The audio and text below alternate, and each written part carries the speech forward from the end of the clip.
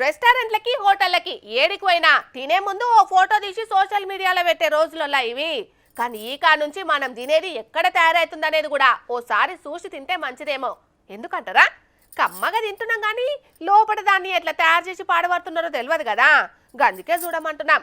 కానీ మనకంత తీరికెక్కడిది. ఆవురారు మని తిన్నామా పోయినమా గంతే. అందుకే గీడోకాడ పిజ్జా సెంటర్ కిచెన్లా ఏమున్నదో చూద్దామని పోయినరట ఫుడ్ సేఫ్టీ అధికారులు. మరాడ ఏమున్నదో చూసి మనం కూడా తరిద్దాం పాండ్రోల్లా.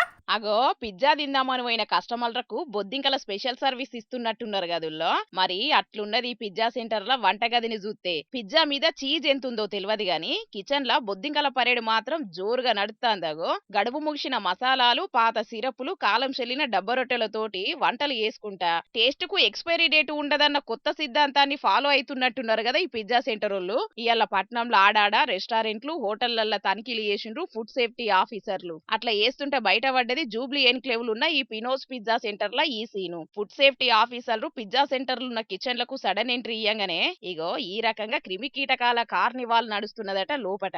ఆఫీసర్లను చూసి ఉరుకుడు పెట్టినే పురుగులు. బొద్దింకలైతే కొద్దిగా లేవ్వటనుల్లా. మరి వాటిని పిజ్జాల టేస్ట్ ను చూసే జడ్జిగా పెట్టుకున్నారో ఏమోనుల్లా. ఏమో మరి బొద్దింకలు టేస్ట్ చేసినాకనే సర్వీస్ చేసినా చేస్తుండొచ్చు. అందుకే కస్టమర్ల ఆరోగ్యంతో పిజ్జా గేమ్స్ ఆడితే ఇట్లనే రైడ్లు పడతాయని మల్లోపారి గుర్తు చేసిండ్రు ఫుడ్ సేఫ్టీ అధికారులు. చూస్తాండ్రు కదా పిజ్జాల వాళ్ళు. ఇట్లా వంటగదిల కాక్రోచులు అడ్డగోలుగా ఉంటాయి కాబట్టి తినేటప్పుడు జర పైలంగా చూసుకోండ్రు మరి.